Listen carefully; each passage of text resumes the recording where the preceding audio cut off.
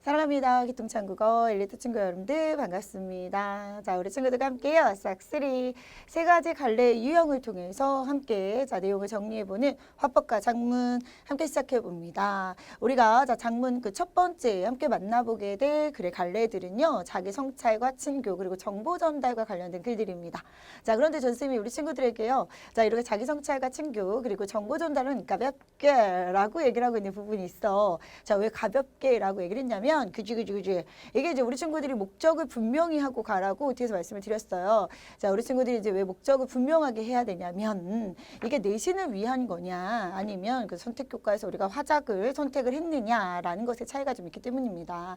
자, 내신 교과는 아무래도 좀 더 깊이 있게 그래 갈래적인 요소들 이런 것들을 이렇게 우리가 함께 좀 확인해 줘야 되는 경우들이 있지만 그러나 자, 그렇지 않고 우리 친구들이요 함께 살펴보고 있는 수능과 관련된 모의고사에서 선택을 하게 되는 경우에는요 아무래도 골라줘야 되는 문제 유형에 대한 부분들, 그죠? 그다음에 갈래적인 부분에서도 좀 경중이 나뉘어져 있기 때문입니다. 우선 자기 성찰, 친교. 이름은 겁내 좋아, 그죠? 하고 싶은 얘기가 뭔가, 그지? 너 반성하라는 얘기야. 그래서 이제 나 자신에 대한 이야기들 한번 적어봐요. 그래서 소위 말해 수필과 관련된 아이들 함께 살펴보는 거고요. 친교와 관련된 아이라고 얘기를 하면 그래 우리가 이제 친하게 사귀다라는 뜻을 가지고 있으니까 친하게 사귀는 이야기, 뭐 이렇게 편지글과 관련된 얘기라든가 뭐 이런 것들과 관련된 얘기들입니다. 근데 얘네들은 이제 우리가 내신으로 가면 문학하고 연계가 되면서 그래도 좀 나올 만한 건덕지들이 있어요. 그러나 이게 수능으로 갔을 때는 모의고사로 갔을 때는 사실은 출제 비중에서 난이도를 높이는 고난도 문제로 출제되지는 않습니다. 라는 게 자, 우리 친구들에게 그래서 가볍게 볼 수 있다라고 얘기를 하는 거죠.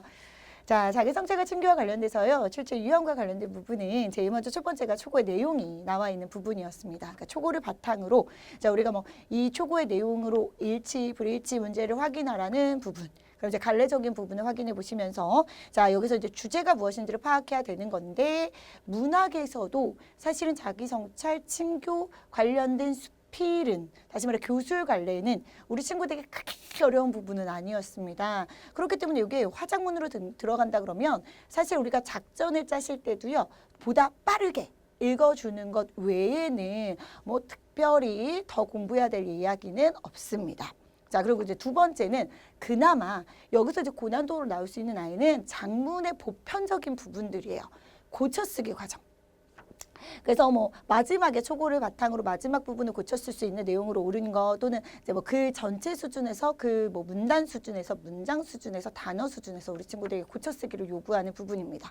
띄어쓰기가 제대로 됐냐 아니냐 아니면 뭐 우리가 자 문장에서 제대로 된 문장 성분이 있느냐 아니냐라는 식의 문제들을 물어보고 있는 문제들인데요. 이 또한 우리 친구들 이제 문법하고 같이 벗어날 수가 없어. 그 문법이 싫어갖고 화제가 선택을 했는데, 그치? 그래서 이제 문법적인 영역들과 함께 띄어쓰기, 한글 맞춤법 이런 것들을 좀 보셔야 되는 거. 자, 그게 그나마 좀 우리 친구들에게 난이도가 있다라고 얘기할 수 있는 부분이에요. 자, 그러면 우리 친구들 이제 가볍게 자기 성찰과 친교를 담고 있는 글들은 어떤 것이 있는지 함께 확인해 보시고, 그리고 이제 정보 전달이라고 얘기하는 설명문 어떻게 우리 친구들이 봐주셔야 되는지 한번 알아보도록 하겠습니다. 자, 제일 먼저 첫 번째 함께하는 싹쓸이 작문의 그 첫 번째 관련은 자기 성찰입니다. 자기 성찰은 사실 일상의 체험을 담고 있는 그 수필과 관련된 이야기예요. 성찰이라는 단어가 나갖고 겁내 어려운 단어인 것 같고 우리가 막 어떻게 하면 좋으나 막 이렇게 하고 있지만 결국에는 너의 체험을 함께 적어봐라라는 형태의 글입니다. 자, 그러면 일상의 체험을 기록해라 라는 건데 이게 일기랑은 좀 다르잖아요. 일기를 쓸 거면 그냥 일상의 체험을 기록하라 그러지 굳이 자아성찰, 자기성찰이라는 단어를 넣었겠냐고. 그건 아니었을 겁니다. 그러면 이제 일상의 체험을 우리가 이제 보통을 기록할 때 내신이야 내신. 자, 내신에서 우리가 정리를 할 때는요. 제일 먼저 첫 번째는 자, 체험과 관련된 이야기는 가치 있는 경험입니다. 자, 가치 있는 경험을 함께 찾아내 주시는 거고요. 그리고 두 번째는 사실 가치 있는 경험이라고 얘기하는 아이들이라고 얘기를 하면 너무너무 어려워지죠. 왜냐면 내가 오늘 국어 시간에 있었던 일이 별게 없는 거야. 근데 선생님 수업 들었고요. 그냥 평소대로 노트 필기하다가 하루가 가버렸는데 나의 삶에서 가치 있는 경험이라고 얘기할 수 있는 게 별로 없는데요. 자, 그럼 이제 두 번째 우리가 해주셔야 되는 건 뭐냐면 그렇죠. 이 경험에다가 자, 뭐를 그렇지 가치를 부여하는 겁니다. 사실 우리 친구들이 제일 먼저 해주셔야 되는 건 이거죠. 가치 있는 경험을 찾는 거, 뭔가 남들과 특별한 경험을 찾으라는 얘기는 아니에요. 일상적인 경험들 속에 가치를 넣는 것, 가치를 어떻게 부여하느냐에 따라서 글의 수준이 좀 달라지는 거고 글의 완성도가 달라지는 거기 때문에 그렇습니다. 자, 그러면 우선 제일 먼저 체험을 기록하는 습관의 효용성. 자, 체험을 기록하는 습관, 다시 말해 일기 쓰는 습관, 막 이런 것들 있잖아. 자, 이런 것들 왜 중요하느냐? 우리가 중학교 1학년, 2학년, 3학년, 고등학교 1학년, 2학년, 3학년, 6년의 입시 생활의 시간 동안에 계속해서 빠지지 않고 보는 것들, 수행평가의 일부분이 항상 이렇게 자기 경험과 체험을 담은 글이었던 것들을 생각해 보면 왜 그렇게 맨날 써야 되는가 궁금할 수 있습니다. 자, 자신의 삶을 되돌아볼 수 있고요. 가장 중요한 건 바람직한 삶의 방향과 태도에 대한 이야기, 올바른 가치관을 형성하기 때문이에요. 나 도덕 시간인 줄, 그지? 너무 바르고 고운 말만 나와가지고 우리가 깜짝 놀랐어. 자, 정서적인 내용이고요. 그 다음에 심리적인 성장입니다. 몸과 마음을 한 단계 성숙시키고 성장시킬 수 있는 부분이기 때문에 계속해서 이렇게 체험과 관련된 이야기들을 빠지지 않고 우리 친구들과 함께 자, 이렇게 장문 시간마다 함께 하는 거구나라고 생각해 주시면서 갑니다. 자, 그럼 이제 두 번째, 일상의 체험에서요, 의미 있는 체험을 어떻게 선별하느냐라는 거예요. 아무리 봐도 우리에게는 의미가 없어. 맨날 밥 먹고 똥 싸는 거 똑같은데, 자, 여기다가 어떻게 의미를, 자, 그래서 선생님 말했어. 의미 있는 체험을 고르는 게 중요한 게 아니라, 자, 체험의 의미를 부여하는 게 중요하다 그랬죠. 자, 스스로에게 다양한 질문을 합니다. 여기서 말하는 질문이라는 건 레알 질문을 나타내는 게 아니라, 또 나의 삶의 가치를 어떻게 부여할 것인가. 그러면 소중한 의미를 갖고 있는 체험을 선별할 수도 있고요. 그리고 나서 가장 중요한 건 반성적 체험에 대한 선별인 거죠. 내가 잘못한 일에다가는 의미를 부여하기 쉬워요. 그래. 예, 그렇다는 거야. 그러니까 우리가 잘 못하는 일들은 또 찾기도 겁내 쉬워. 글을 쓰면서도 손가락이 안 오그라들어. 자, 그렇기 때문에 우리가 이렇게 반성적 체험을 선별하면서 가도록 할 거고요. 자, 이렇게 체험을 기록하는 글을 그 체험을 기록하는 글을 쓰게 되면 자, 나의 삶에 가치를 부여할 수 있습니다. 결국에는요, 나의 삶에 의미를 부여할 수 있기 때문에 삶에 대한 의미의 기록이 조금 더 생생하고 그리고 역사적 가치로 자, 존재한다라는 얘기들이에요. 나 그래야 될 텐데, 그죠? 우리 삶이 역사적 가치를 가져야 될 텐데. 자, 아무튼 간에 이렇게 우리가요, 자, 기본적으로 이제, 일상적 체험을 기록하는 글들과 관련돼서 살펴볼 수 있는 아이들 살펴봤습니다. 그러면 자신의 삶을 성찰하는 글쓰기와 관련된 얘기 함께 살펴봐요.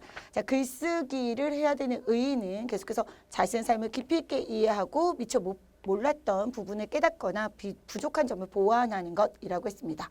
더 나은 삶의 태도를 형성할 수 있어요 라는 것들입니다. 근데 말했듯이 가볍게 봐야 되는 아이는요, 우리가 이 아이를 내신 문제에서 만나든 수능 문제에서 만나든 이와 같은 글의 효과, 그죠, 장문을 바탕으로 학생들이 어떻게, 독자들이 어떻게 반응을 했느냐라는 것들이 이제 수능 문제에서 등장을 한다고 하더라도, 자, 우리 친구들 크게 어렵지 않은 거야. 이건 굉장히 도덕적인 부분이기 때문에 그렇죠.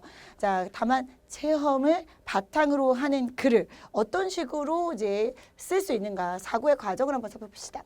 우선 내가 기록하고 싶은 체험을 보실 거고요. 그때 나의 감정이 가장 중요한 부분입니다. 그러면 우리가 수능 문제에서 실제로 체험을 기록한 글이다. 우리가 화작은 기본적으로 맨 앞부분에 글의 갈래와 관련된 이야기들을 먼저 제시해줘요. 문제에서 제시해줄 수도 있고, 그 다음에 학생들이 자신의 경험을 담은 글을 썼다라든가 아니면 학교에서 선생님이 이야기하는 말을 통해서 글의 갈래는 분명히 제시해 주면서 우리 친구들에게 갈래적인 부분으로 머리를 좁혀갖고 눈을 이렇게 모아가지고 알고 있는 지식을 총동원해서 문제를 풀게 한단 말이야. 자, 이때 우리는 이렇게 삶의 성찰, 자기 체험을 담은 글, 자, 이런 얘기들이 나오면 글쓴이의 감정이라고 얘기하는 자, 정서에 집중을 해주시면서 글을 읽어주시는 것. 빠르게 읽더라도 우리 관심은 가지고 가셔야 된다 그랬죠. 자, 그리고 이제 이 글을 통해 깨달은 점은 무엇인가라는 것. 결국 이게 이제 주제와 관련된 아이들과 연결이 될 거기 때문에 그렇습니다. 자, 체험을 기록하는 습관, 자신 성찰하는 글쓰기. 이런 얘기는 당연한 얘기들이야. 일상의 체험을 기록하는 습관을 지니래요. 삶을 성찰하는 글쓰기를 하래요. 그러면 내 삶이 더 나은 방향으로 간대요. 몰라서 틀렸어? 이런 건 안 틀려. 자, 그러니까 그냥 한번 쭉 읽어봐 주실 거예요. 그게 내신이든 그게 수능이든. 자, 그러면 정서를 진솔하게 표현하는 방법들입니다. 정서를 표현하는 글쓰기는 계속해서 공감과 감동을 느끼게 하는 것이에요. 그래서 이제 독자의 반응으로 옳은 것 또는 독자의 반응으로 옳지 않은 것 하는 문제 유형이 나온다고 하더라도요. 대부분이 감정을 그대로 이해했느냐, 일치 불일치 문제로 함께 나오는 겁니다. 공감을 기본적으로 하기 때문이야. 그런데 애들이 가끔 헷갈려하는 부분이요. 공감이라고 얘기했더니 왜 이런 거야? 어떤 아이가 어떤 걸 느끼고 글을 썼어요. 그래서 글 쓴 내용들과 관련돼서 초고가 쭈르륵 나왔는데 자 거기 안에 나와 있는 보기 선지 속에 독자들의 반응으로 옳은 거, 옳지 않은 거 이렇게 나왔어요. 근데 공감을 해서 나도 얘 글을 읽고 나서 나의 배경지식, 내가 이랬던 경험들이 떠올랐어 라고 얘기하는 경우들도 있지만 그러나 공감하지 않은 경우들도 있는 거예요. 난 얘 글을 보면서 이렇게 살면 안 되지, 이렇게 생각하는 거 뭔가 가치관의 차이가 있다고 생각을 했어 라고 얘기라도 그게 공감이야. 공감이라는 게 문제 속에서 선지 속에서 꼭 동일한 이야기만 나타내는 건 아니라는 거. 왜 그러냐면 우리 친구들이요, 그래 자꾸 옳은 가치관이라는 것들에 주목을 하다 보니까 문제에서 만났을 때요, 그지? 뭔가 이렇게 비판적이고 능동적 사고에도 불구하고 자 비판적인 이런 사고들이 나와 있는 선지들을 보면 얘는 틀렸을 거야라고 생각하고 찍고 넘어가는 경우가 있어요. 그 다음 번호가 정답일 가능성이 높아. 자 끝까지 최선을 다 읽어주십니다. 자 그럼 진솔한 표현이라는 건 뭐냐? 과장하지 않는다라는 것이었습니다. 과장만 있는 것이 아니라 사실은 사건에 대한 왜곡을 하지 않아요. 우리는 글쓰기라고 하는 작문에서 가장 중요하게 생각하는 건 과장과 왜곡을 피하는 것입니다. 그리고 자신의 이야기를 담고 있는 것들이기 때문에요. 실제로 경험하고 체험한 내용이에요. 그러다 보니 자신의 생각과 느낌이 그대로 담겨 있을 수밖에 없습니다. 그러니까 나의 행동이나 가치관에 일치해야 돼. 내가 그렇게 생각하지 않는데 그치? 굉장히 좋은 가치관을 쓰면 안 돼. 그러니까 역으로 바꿔본다면 우리는 글 쓰는 지금 수행을 하고 있는 게 아니잖아요. 써 있는 글을 통해 문제를 풀어보는 영역을 가는 거기 때문에 자 이때 우리 친구들은 어떻게 보셔야 되냐면 그렇지. 이 글을 통해, 그지? 이 초고를 통해 느껴지는 가치관이 무엇인지를 파악할 수 있도록 역으로 가시면 되는 겁니다. 근데 결국엔 주제를 파악하면 가능합니다. 자, 이렇게 진솔한 표현이라는 거 어렵지 않아. 함께 확인해 주시면서 가볼게요. 자, 그러면 대상에 대한 정서를 표현하는 글은 자, 수필과 관련된 아이들이 있었고 감상문과 관련된 아이들이 있었습니다. 자, 우리가 주로 이제 그동안에 만났었던 아이들은 수필과 관련된 예시문들이었어요. 그래서 글쓴이의 경험이나 글쓴이의 정서가 담겨 있는 글이다. 자, 그 글의 초고이다. 자, 이런 식의 문제들이 함께 나와 있었습니다. 자, 그러나 감상문 관련된 영역들도 좀 기억을 해 보실 겁니다. 왜냐하면 요거는 사실 감상문 관련된 얘기가 글쓰기와 관련된 작문하고 연결이 되는 경우도 있지만 뒤에서 우리가 함께 배우는 화법, 말하기, 발표의 경우들은요. 아무래도 설명을 하는 글이면서 그지? 분명히 설명을 하는 발표인데 우리에게 정보를 전달하고 자신의 감상문과 관련된 얘기들을 그지 말하기, 화법의 영역으로 나는데 이게 수능이라는 것이 기본적으로 뭐 하는 거야? 그래. 듣기 평가가 아니잖아. 읽고 평가를 하는 거기 때문에 이 발표의 영역도 감상문을 쓰기, 작문의 영역으로 가져와서 우리가 문제를 풀게 되는 경우들이 많기 때문입니다. 자, 이렇게 대상에 대한 정서를 표현하는 글 쓰는 과정들을 한번 살펴보시면 우선 대상을 관찰했고요. 의미를 발견하고 자, 그리고 나서 이제 진솔하게 표현을 합니다. 근데 왜 표현되냐? 왜 그러냐고요? 선생님 저 글쓰기 안 하는데 자, 우리 내신하는 거 아닌데 지금 그지? 내신에서는 물론 이거와 관련돼서 이 과정을 통해서 우리 친구들 수행평가를 하실 거야. 근데 자, 수능에서 문제를 풀 때는 결국에 뭐냐면 고쳐쓰기 과정에서 염두에 두고 있는 겁니다. 자, 고쳐쓰기 과정에서 어떤 부분을 그죠? 염두에 두고 가고 있는지. 자, 대상을 관찰합니다. 그럼 이제 주변의 대상에 관심을 기울였다니까 소재를 보시면서 자, 소재에 대한 얘기 나오고 이 소재는 내 주변에 있었던 일이었겠구나. 자, 그리고 자, 이것들을 뭐 나열을 하고요. 그 느낌을 자유롭게 적는 것 마인드맵과 관련된 아이들이에요. 물론 이제 예전에 막 1학년 때 같은 경우는 우리가 마인드맵과 관련된 아이들이 보기 속에 선지 속에 등장을 하는 경우들이 있었죠. 그리고 이제 그 아이들을 가지고 사실은 어떻게 되는 거냐면 조직을 시키는 거예요. 마인드맵이 이렇게 쫙 나오고 이 글에서 뭐 요 기억은 어느 부분과 관련 있고 뭐 니은은 어떤 영역과 관련이 있는지 그래서 초고의 내용과 마인드맵의 내용을 연결하도록 하는 문제 이런 식의 문제들이 가능했었습니다. 자, 그러면 이제 거기에서 우리가 의미를 발견하고 나의 정서를 바탕으로 한 고쳐쓰기를 한다더라. 아니, 고쳐쓰기를 한다. 자, 표현하기를 한다더라. 자, 표현은 정서를 담은 글이기 때문에 과장하지 않고 왜곡하지 않으면서 자, 진심을 담아서 글을 씁니다. 라고 얘기를 하죠. 그러면서 이제 우리가요, 이게 초고가 나오면서 문제 유형 중에 하나가 자, 고쳐 쓰세요 라고 했는데 그 고쳐 쓰기 중에서 우리 친구들이 되게 좋아하는 영역이 있어요. 좋아하는 문제 유형. 뭐냐면 보기 속에 조건들이 주어지는 거야. 비유하기 표현이 뭐 비유하기가 들어가고 어떤 주제를 담으면서 자, 이렇게 나와 있는 문제들입니다. 그렇죠? 표현 방법과 관련된 아이들이 중요하기 때문이죠.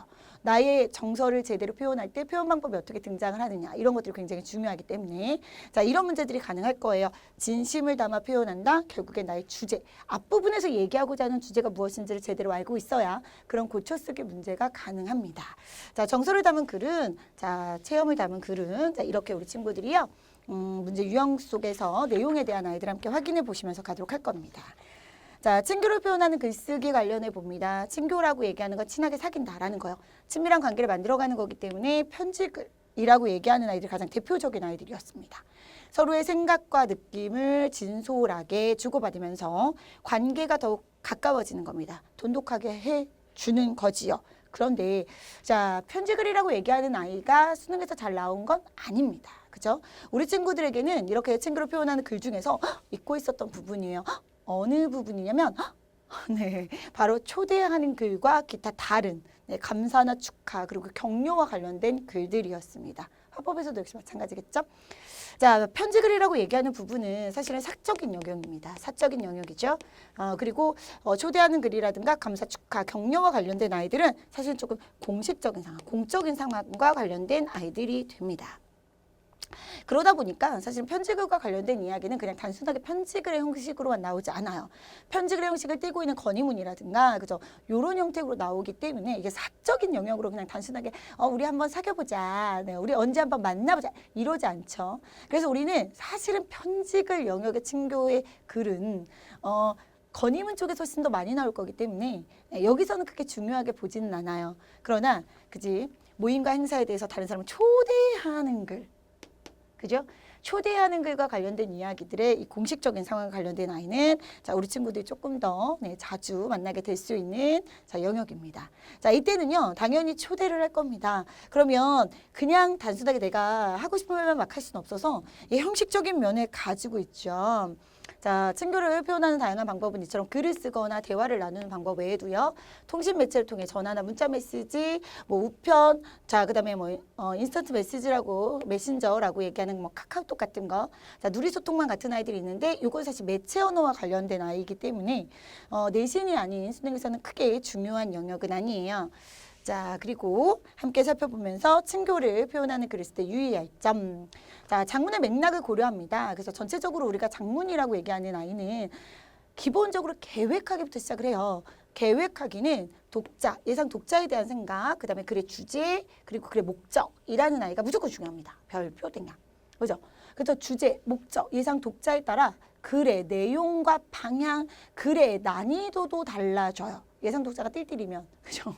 네. 그럼 어떻게 해야 돼? 그래, 어려운 얘기 막 쓰면 안 되는 거잖아. 그리고 예상 독자 관심 있어 할 만하고 흥미있는 것들, 얘네 배경지식 이런 것들에 따라서 글의 깊이들도 달라지니까 그래요.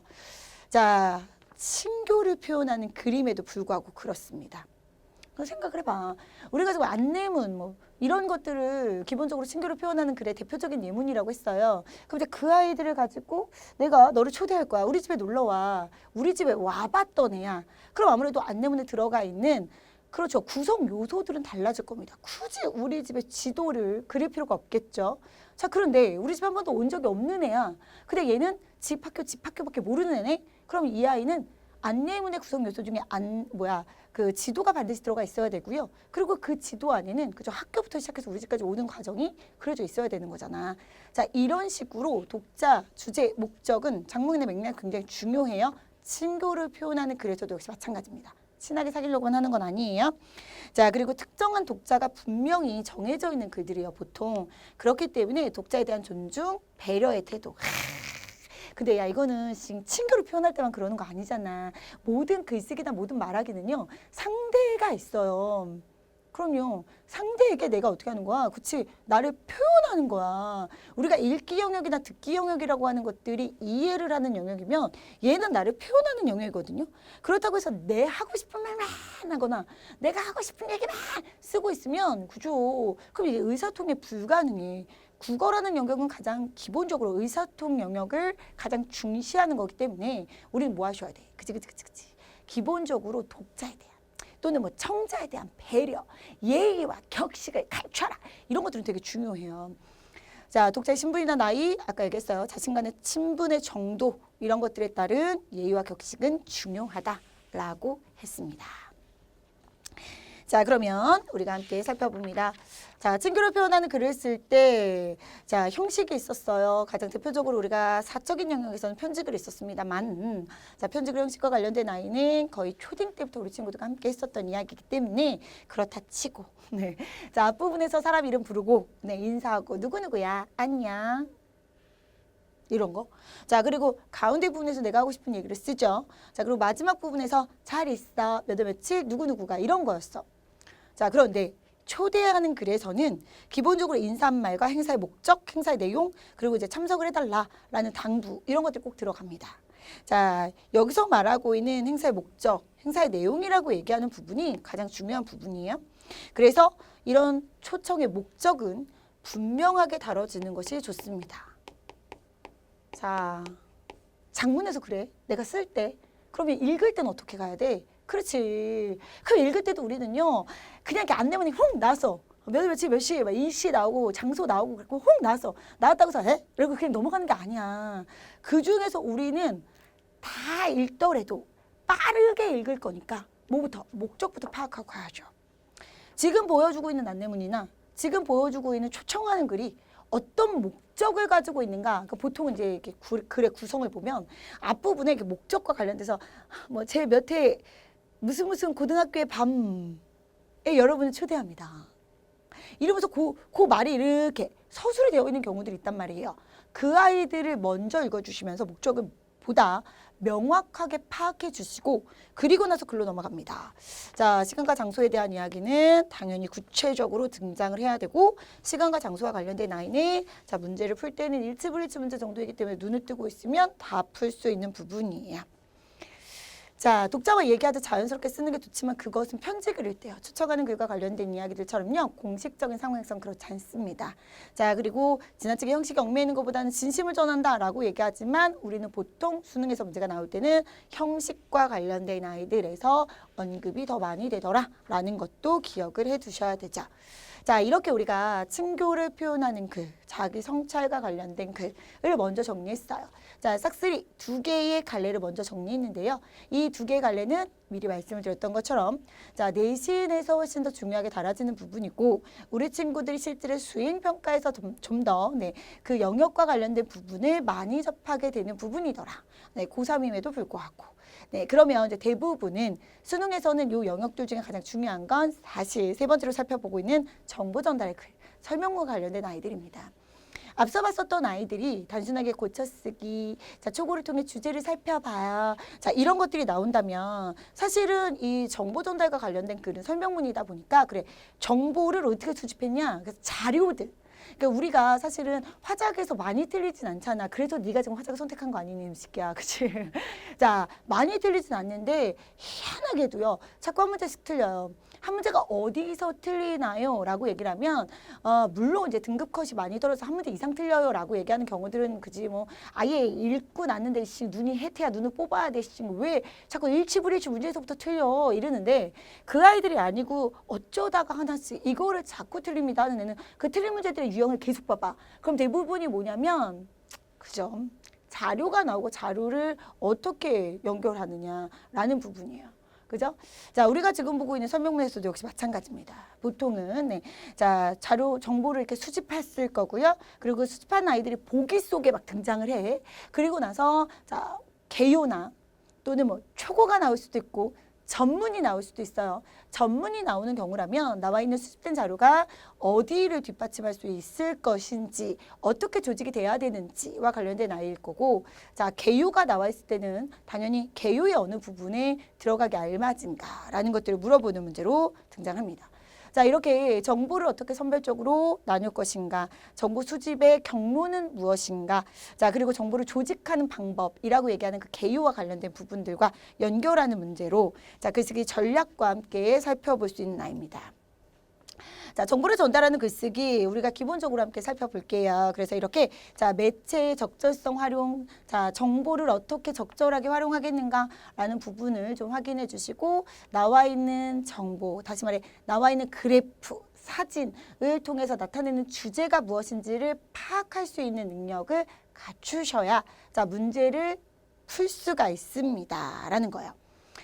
정보 전달하는 아이는 그렇습니다. 정보나 지식에 관련돼서 다른 사람에게 전달하는 행위입니다. 전달하는 아이니까 자, 지식, 자, 정보를 전달한다라고 얘기를 했고 우리가 흔히 알고 있는 아이들로 친다면 그저 설명문과 관련된 아이들이에요. 자, 설명문만 나와 있는 건 아니기 때문에 함께 확인합니다. 자, 정보를 수집합니다. 다양한 경로가 있을 거예요. 어떤 경로를 수집하게 되었느냐라는 건 사실 매체 언어하고 또 연결이 되는 부분입니다. 자, 그리고 이제 판단의 기준이 있는데 자, 판단의 기준에 따라서 이렇게 수집된 자료들 중에서도 필요한 것과 필요하지 않은 것들을 골라내는데요. 이때 판단의 기준이라고 얘기하는 아이는 역시 우리가 작문의 기본이 뭐라고요? 그쵸? 계획하기. 계획하기의 기본이 뭐야? 그쵸? 목적과 주제 그리고 독자라고 했습니다.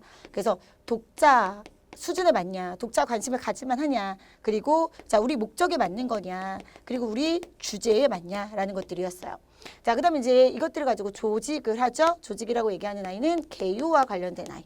개요를 짜고 나서 이 아이를 갖고 표현을 하고 고쳐쓰기를 하고 있기 때문에 그렇습니다. 그래서 이제 이 아이들을 이제 개요를 짤 때 중요한 거는 앞서 우리가 살펴봤었던 자료들의 조직이 더 중요한 거더라라는 것이었어요. 그러니까 우리가 앞서 봤었던 것처럼요. 똑같이 고쳐쓰기 문제들이 나온다고 하더라도 앞에서 살펴봤었던 아이들의 고쳐쓰기 문제는 사실상 뭐 표현 방법이 적절하겠느냐, 뭐 아니면 문법적으로 오류가 있겠느냐, 그래서 뭐 문단 수준, 문장 수준 이런 식으로 나온다면 우리가 지금 보고 있는 고쳐쓰기에서는 그쵸, 정보 조직이 제대로 이루어졌는지와 관련된 자, 그런 고쳐쓰기가 나오죠. 제일 먼저 첫 번째 정보는 수집합니다. 수집하는 방법은 간접 방법과 직접 방법이 있어요. 자, 인쇄 매체나 전자 매체 또는 자, 뭐 신문, 방송, 인터넷을 통해서 이야기하는 게 간접 방법이고요. 그리고 면담과 방문을 통해 나타내는 게 직접 방법입니다. 다만 우리 친구들 설문조사예요 라고 얘기하는 아이들이 자, 간접 방법이라는 거 기억을 해주시고 갑니다. 면담하는 거 아니야. 종이를 통해서 설문조사하고 종이로 이야기를 하기 때문에 간접 방법이고요.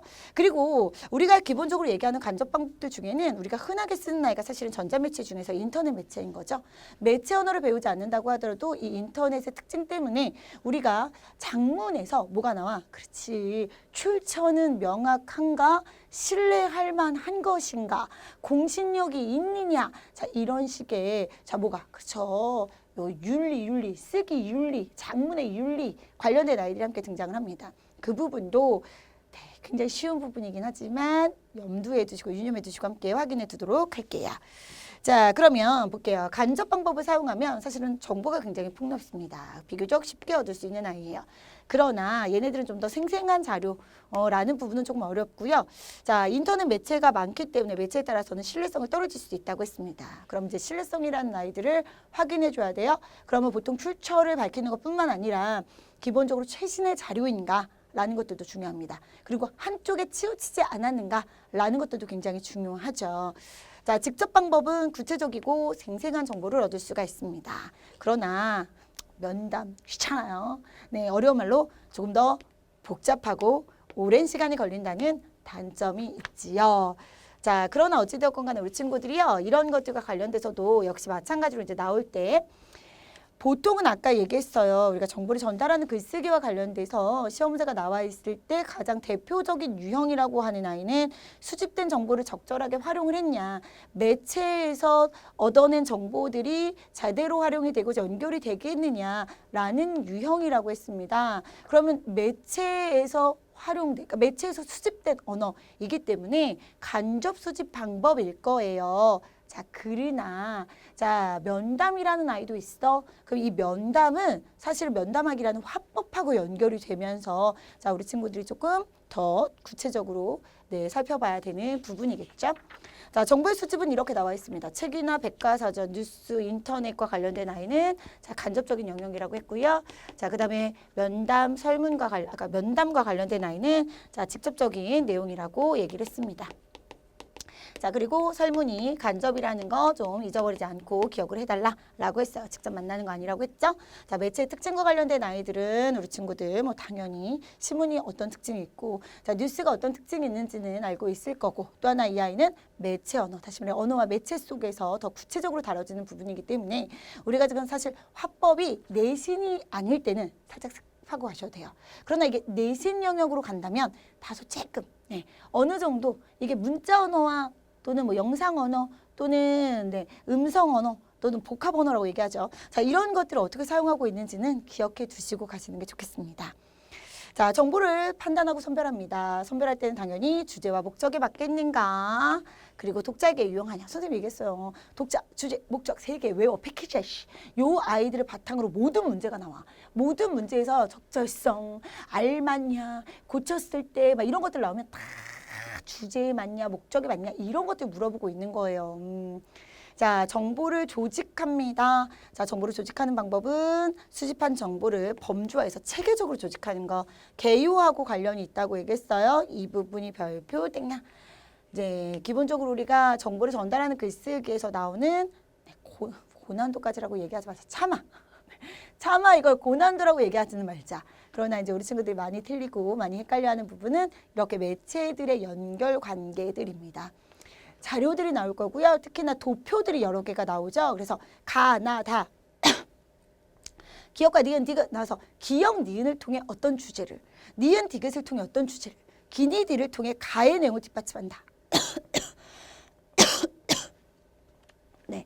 자, 이런 식의 문제들이 나올 거기 때문에요. 자, 우리 친구들 이런 것들을 한 번 더 체크해 보시면서 가보도록 하겠습니다. 자, 그러면 자, 정보의 조직 방법과 관련된 아이를 다양하게 이제 우리 친구들 한번 확인해 보도록 할 거예요. 정보들의 관계에 따라서 이 조직 방법은 달라져요. 우선 나열 구조라는 애가 있습니다. 서로 대등한 아이들이고요. 여러 개 정보를 그냥 나열하는 거야. 예시처럼 나타내는 경우들입니다.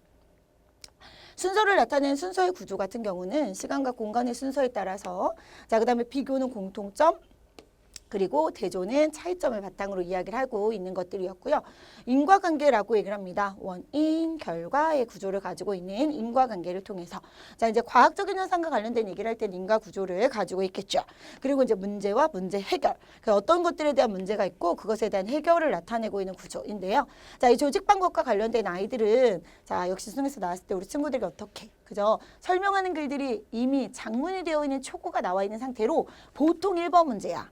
그죠? 1번 문제가 뭐야? 서술상의 특징을 찾으라고 하는 거. 이 아이가 도대체 어떻게 서술하고 있는가라는 그 특징에 대한 이야기는 결국 조직의 방법과 연결이 되어 있습니다. 그래서 전체적인 글이 어떻게 가고 있는지를 보고 있는 건데, 근데 잊지 마. 자, 글은 전체로 보면 잘 안 보여. 게다가 우리가 1, 2, 3학년 올라오면서 느껴보셨잖아요. 점점점 지문의 길이는 길어지고요. 정보의 양은 많아집니다. 그 고난도라고 얘기하는 난이도는 거기서 조절하는 거잖아. 길게 길어져요. 그래서 짧을 때까지는, 다시 말해 막 1학년, 2학년 때까지는 우리가 한 번도 화법에서 틀리거나 화작에서 틀린 적이 없었는데 희한하게 3학년이 되고 났더니 희한하게 뭐해요? 그죠? 이렇게 자꾸 글의 구조나 서술상의 특징 막 이런 걸 물어보는데 틀리더라. 각 문단의 중심 내용이 먼저 파악이 돼야 돼요. 그래야 자, 이런 것들이 가능해집니다. 그냥 평가원 모의고사 또는 이게 교육청 모의고사로 가면 사실 구조 문제들이 나오면 그냥 말 그대로 막 예시가 있냐 없냐 이렇게 굉장히 단편적으로 가죠. 그런데 이 아이가 그저 평가원 쪽으로 가고 수능에 점점 가까워질수록 전체적인 글에서의 구조를 물어보는 경우가 더 많습니다. 아시겠나요? 자, 그래서 글의 구조는 그렇게 우리 친구들 좀 더 확인을 해보시면서 가보도록 하겠습니다. 자, 이렇게 우리 친구들과 함께하는 아이 첫 번째 우리 친구들 살펴보고 있는 싹3 장문의 그 첫 번째는요.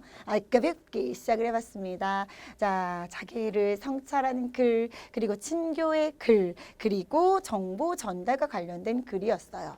물론 장문의 영역은 사실 그 글의 갈래가 어떻든 간에 공통적으로 나오는 문제 유형들이 있어요. 바로 글쓰기 전반적인 단계 속에서 글을 분석하도록 하는 겁니다. 계획하기.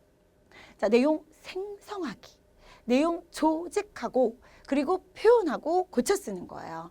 자, 그렇기 때문에 표현에서 쓴 글 또는 초고와 관련된 아이들을 선지로 주고 나서 주제, 목적, 그리고 예상 독자를 분석하도록 하는 계획하기를 역으로 물어보거나 자, 또는 자료를 내용 선정하기를 통해 자, 자료들을 어떻게 초고하고 연결을 짓겠느냐를 물어보거나 또는 내용 조직하기. 자, 이렇게 해서 개요와 관련된 아이들을 물어보거나 그리고 마지막 고쳐쓰기와 관련된 얘기들인 거죠. 자, 이런 것들과 관련돼서는 특히나 표현 방법에 대한 이야기들까지도 같이 연계를 좀 해주실 필요가 있다라는 말씀을 드렸습니다. 자, 문제 유형에 대한 것들도 다시 한번 기억해 주시고요.